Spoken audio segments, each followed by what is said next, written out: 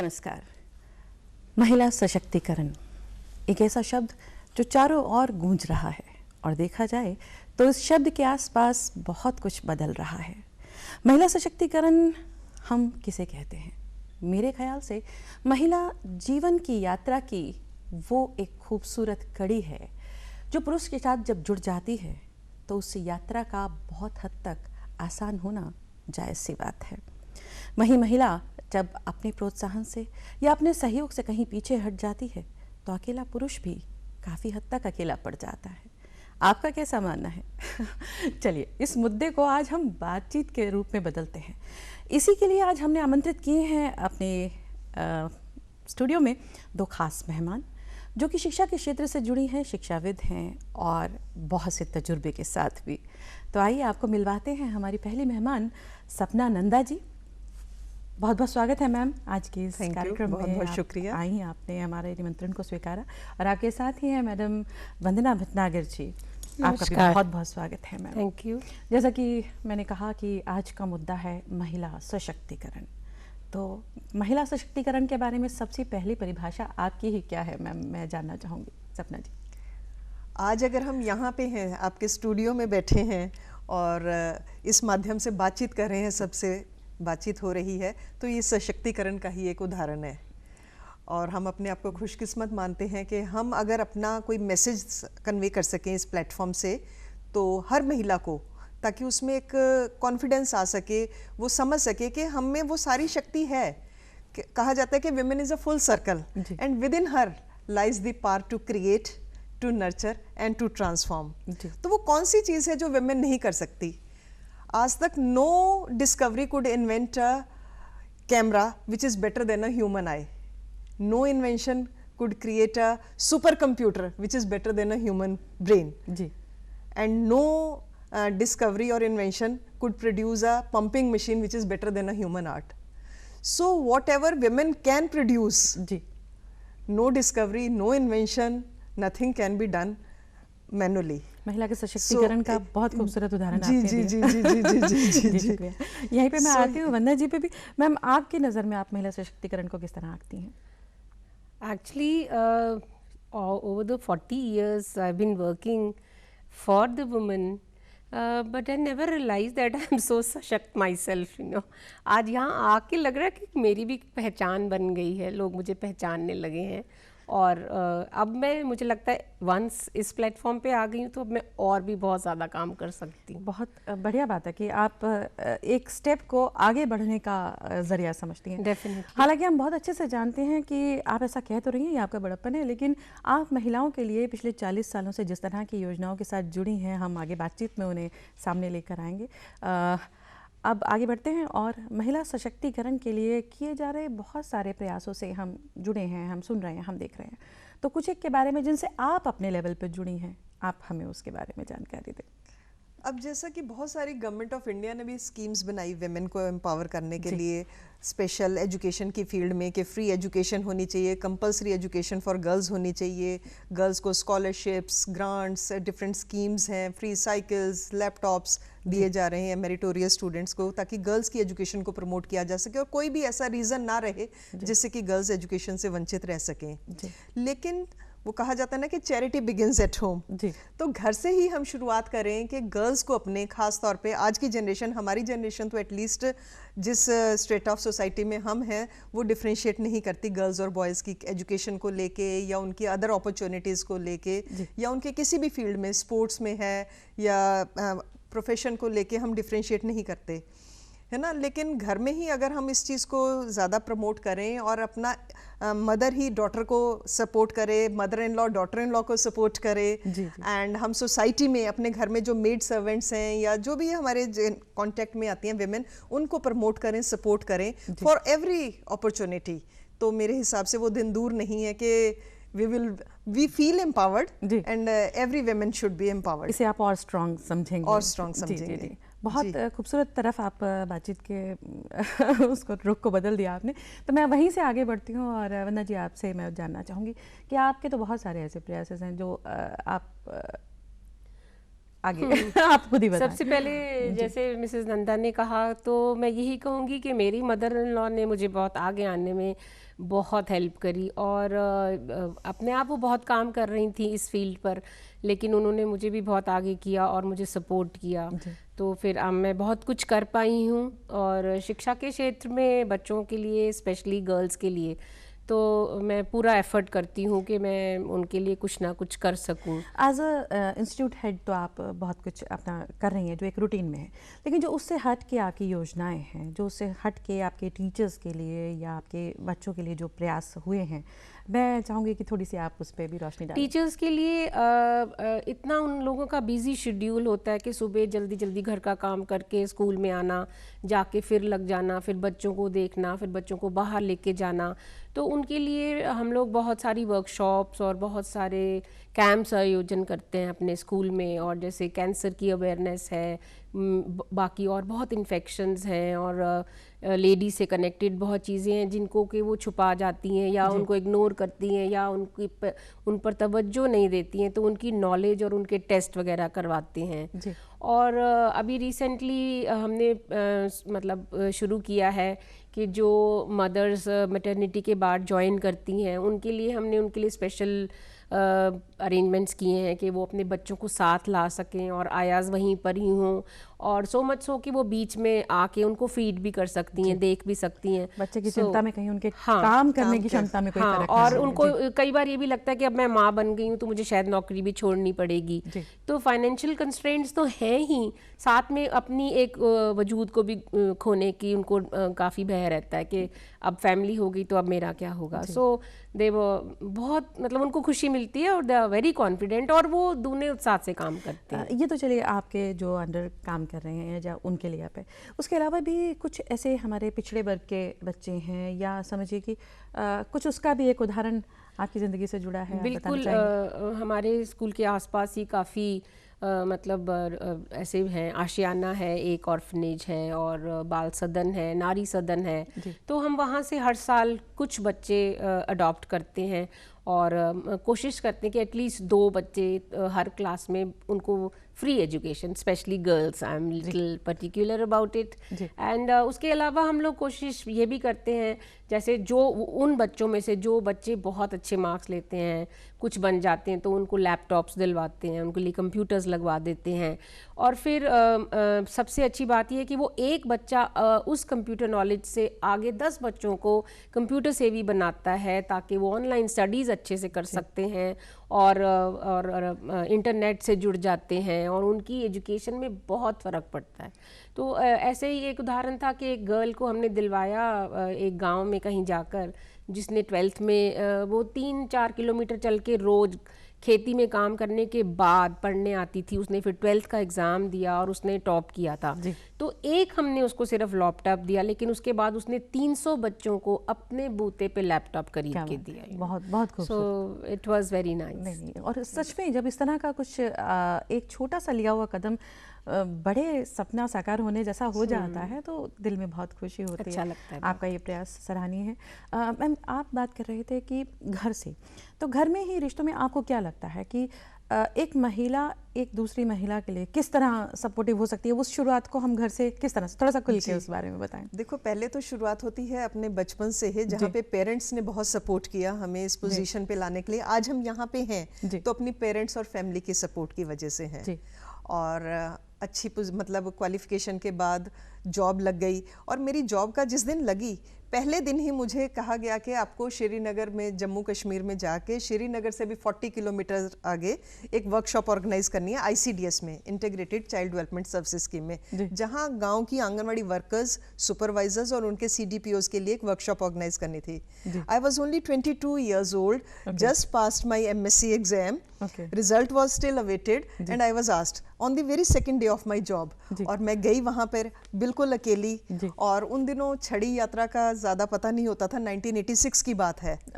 और फिर उन्होंने जम्मू कश्मीर जो होस्ट कर रहे थे उसको, तो उन्होंने कहा कि आपको छड़ी यात्रा कराते हैं और अमरनाथ पैदल चलकर जाना और फिर वापस आना और फिर वो करना।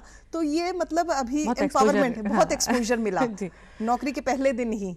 मतलब एक तो आत्मविश्वास जो बढ़ा उस उम्र में वो उस- लगातार आगे बिल्कुल बढ़ता बिल्कुल। ही चला गया। और उसके बाद शादी के बाद बीएड किया, एमएड किया, पीएचडी किया, सर्टिफिकेट कोर्स इन योग किया, और आज भी मैं बताऊं कि अभी रिसेंटली इसी एकेडमिक सेशन में मैंने एमए योग में एडमिशन लिया है, ताकि पोस्ट रिटायरमेंट इसी फील्ड में आगे करियर परस्यू करना हो तो you must have some qualification, additional qualification for that. बहुत सो बढ़िया ये अगर ये तभी संभव हो सका जब मेरे पेरेंट्स ने, मेरे इन लॉज ने, मेरे हस्बैंड ने, मेरे बच्चों ने सपोर्ट किया।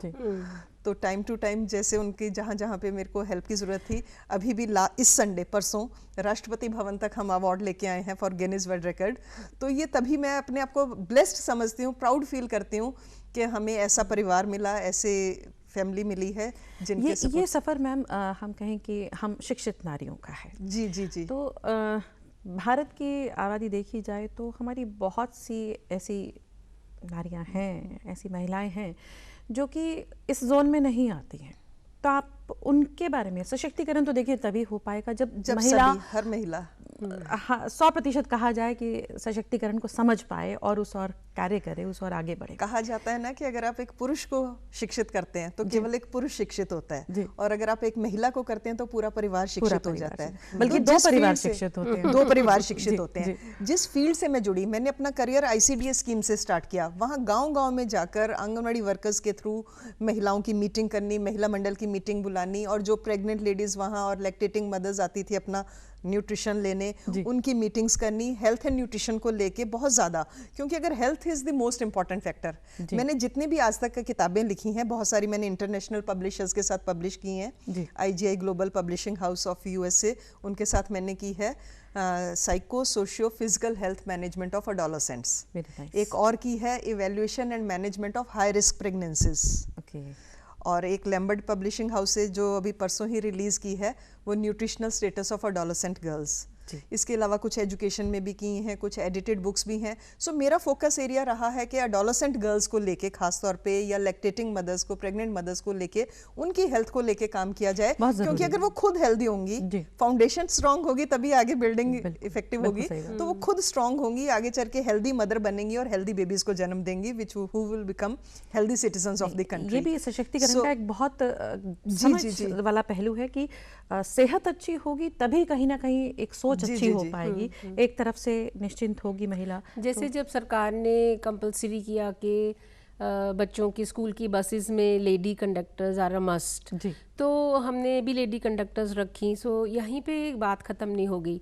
फिर हमने उनकी एक अलग यूनिफॉर्म बनाई, उनको आई कार्ड दिया, और उनको प्रॉपर कैसे चुन्नी पहननी है वो सिखाया, और फिर उनको चाय मिलती थी स्कूल में, और फिर उसके बाद उनका हमने बैंक अकाउंट्स खुलवाए, और फिर उनका पीएफ शुरू हुआ। सो दे वर सो हैप्पी। वो ये सोचते थे कि हम कभी सोच ही नहीं सकते।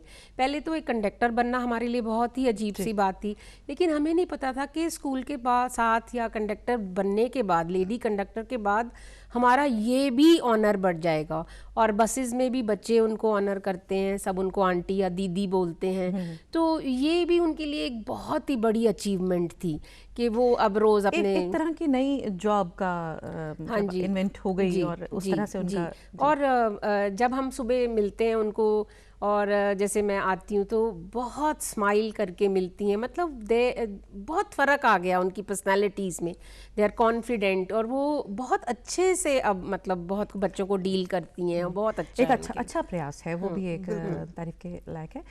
मैम, घर की ही बात कर रहे हैं हम, तो आप क्या सोचती हैं कि क्या फ़र्क आया है, सोच में क्या फ़र्क आया है, अगर हम अपनी जनरेशन की सोच की बात करें और फिर हमारे सामने जो नई पीढ़ी है महिला सशक्तिकरण को लेते एक तो माँ बाप अब बच्चों को ये नहीं कहते कि आपने बस अब आप 20 साल के हो गए हो तो अब शादी कर लीजिए। बहुत बड़ा मुद्दा है। तो अभी गर्ल्स को बोलते हैं आपने जितना पढ़ना है पढ़ो, जो पढ़ना है पढ़ो, जौन सी लाइन अडॉप्ट करनी है वो करो, and we are at the back. खासतौर से ना एक बात होती है कि अपने पैरों पे खड़े हो जाओ। जी, तो जो बात हमारे टाइम तक सिर्फ आई थिंक बॉयज को कही जाती थी, लड़कों को कही जाती थी कि जब अपने पैरों पे खड़ा हो जाए कि आप लोग ब्रेड विनर्स हैं, अब वो बात नहीं है। अब सिर्फ बात ऐसी नहीं रही है, अब कहा जाता है, हर बच्चे को कहा जाता है, वो बेटा है या बेटी है कि पहले अपने पैरों पे खड़े हो। और जहाँ तक देखा जाए ये अपने आप में एक बहुत खूबसूरत बात है कि जो खुद अपने और लेवल पे दूसरी फील्ड में independent भी है। फर्क है। और अब बेटों को भी सबसे ज़्यादा मेरा ख्याल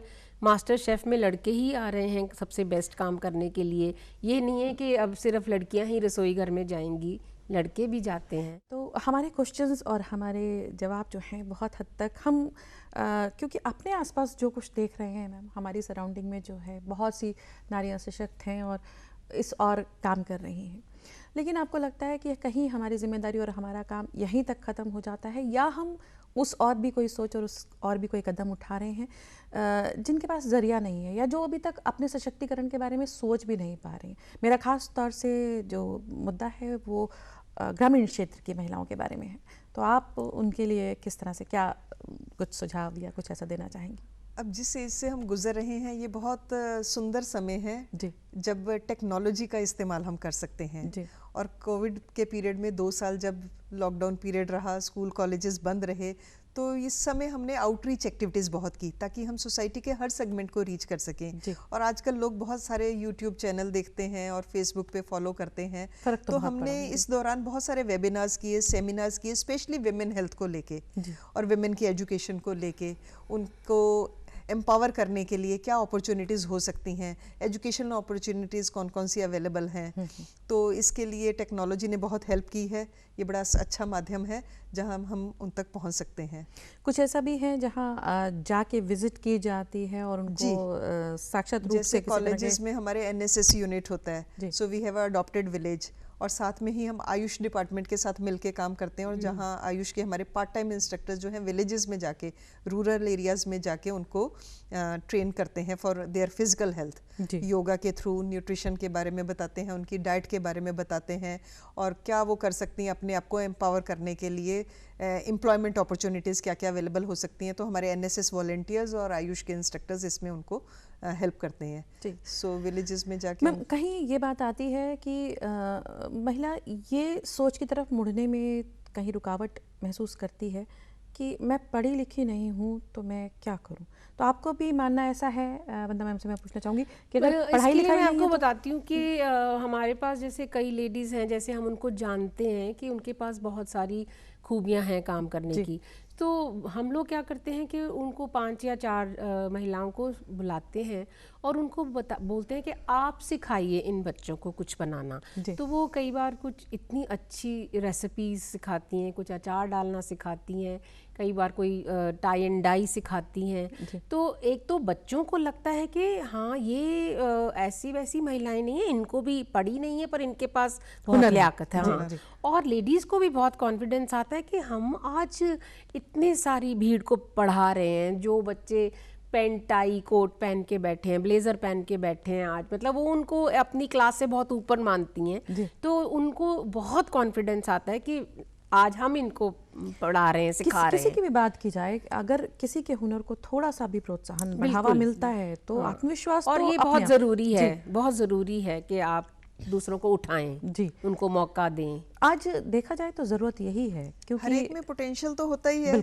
लेकिन ज़रूरत है उसको आइडेंटिफाई करने की, उसको नर्चर करने की, उसको प्लेटफॉर्म प्रोवाइड करने की। और बहुत सारी महिलाओं को ये प्लेटफॉर्म मिल नहीं पाता। अब जैसे आप देखिए ना, कोविड टाइम के पहले टीचर्स को they were not computer savvy, many of them, जी।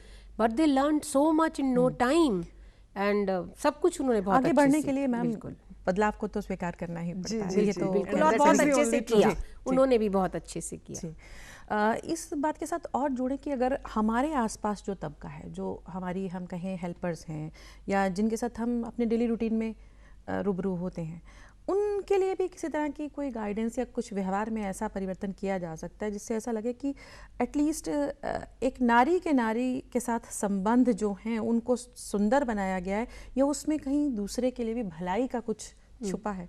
ऐसा भी प्रयास किया जा सकता है? आप क्या मानती हैं इस बारे में? बिल्कुल ठीक कहा आपने। देखो, नारी में वो हर क्वालिटी है, लव, जी। पीस, प्योरिटी, जी। हार्मनी, जी।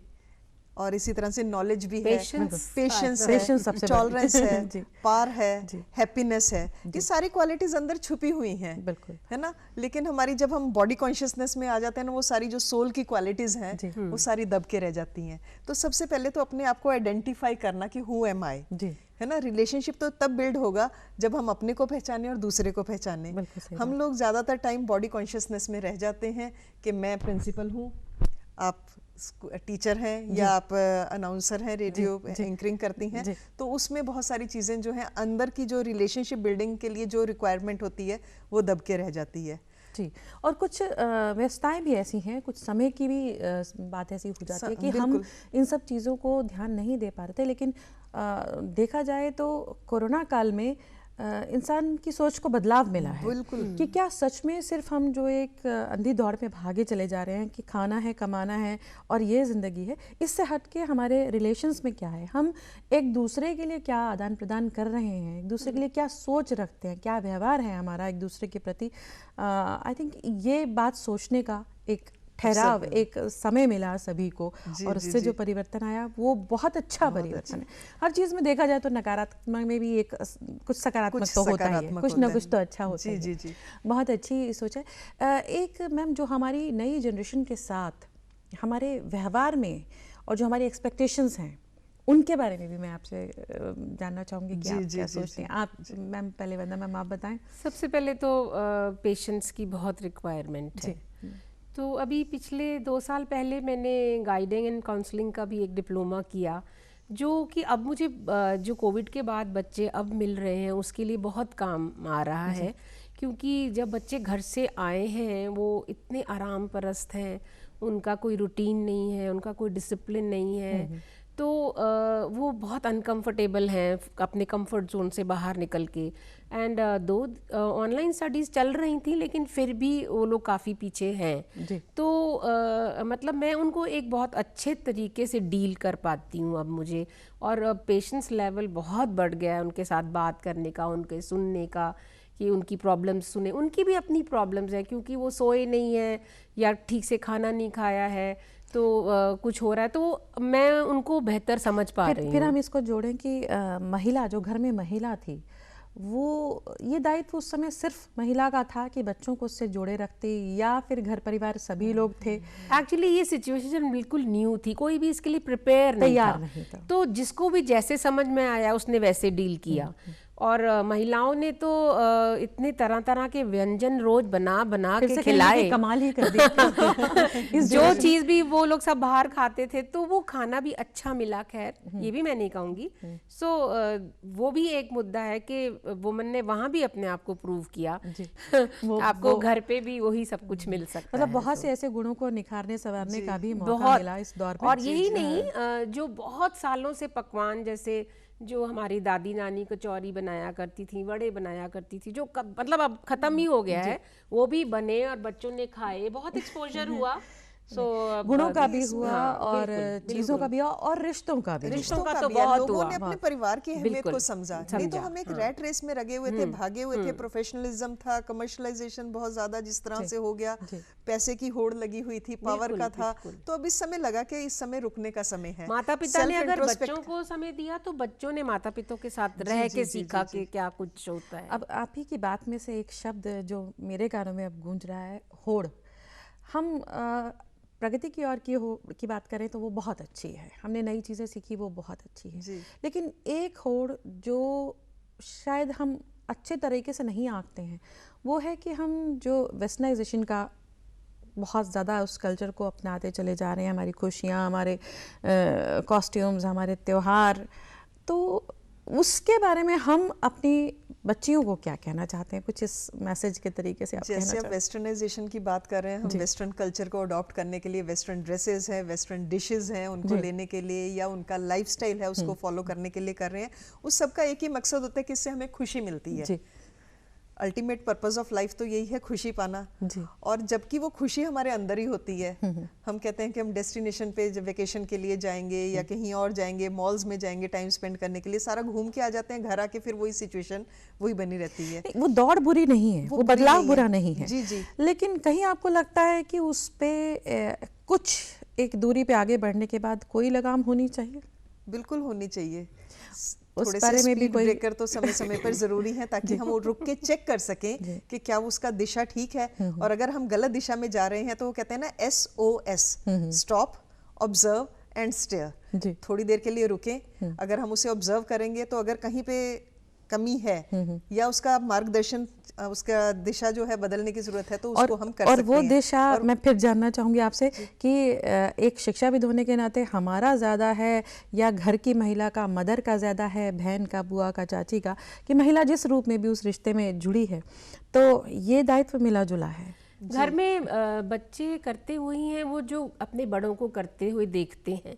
अगर एक लड़की ने देखा है कि माँ ने घर में किस तरह से रिश्तों को जोड़ के रखा है, संवार के रखा है और घर का एटमॉस्फेयर कैसा है, तो कभी ना कभी वो उभर के आएगा ही, जरूर उभर के आएगा। अगर वो, मैं मानती हूँ कि वो एक पथ पे चलते हुए वो विचलित भी हो जाते हैं, ऑफ पीक भी चले जाते हैं, दुनिया को भी देखते हैं, वो वापस आएंगे जरूर, क्योंकि उनको पता चलेगा कि अल्टीमेट यही है। फिर वही मेरा ख्याल वही दादी के संस्कार और मम्मी का संस्कार जरूर सामने आते हैं। फिर यहाँ पे हम एक बात कहना चाहेंगे कि वही महिला सशक्तिकरण का, जहाँ से मैंने शुरुआत करी, कि एक ऐसा स्तंभ है, एक ऐसा खास मजबूती, एक ऐसी पकड़ है जो हमारी विरासत से जुड़ी है, हमारी संस्कृति से जुड़ी है। उसके साथ जुड़े रहना बहुत ज़रूरी है, हमारा भी और हमारी आगे आने वाली जनरेशन का भी। तभी कहीं हम प्रगति के साथ साथ उन प्रयासों को भी करते रहेंगे और जुड़े भी रहेंगे मिट्टी से, और यकीनन उतनी उड़ान तो ज़रूर भर पाएंगे जितना आकाश हमारे लिए है। उस पूरे आकाश को आप सभी के लिए खुला छोड़ते हुए और बहुत सी दुआएं करते हुए आज के इस कार्यक्रम को हम यहीं समाप्ति की ओर लेके चलते हैं और अपने मेहमानों का शुक्रिया अदा करते हैं। बहुत बहुत शुक्रिया सपना जी, बहुत बहुत शुक्रिया वंदना जी। बहुत अच्छी बातें हुई आपसे, बहुत अच्छी जानकारी भी, और आपके प्रयासों के लिए बहुत बहुत शुभकामनाएं हमारी ओर से। धन्यवाद। Thank you so much.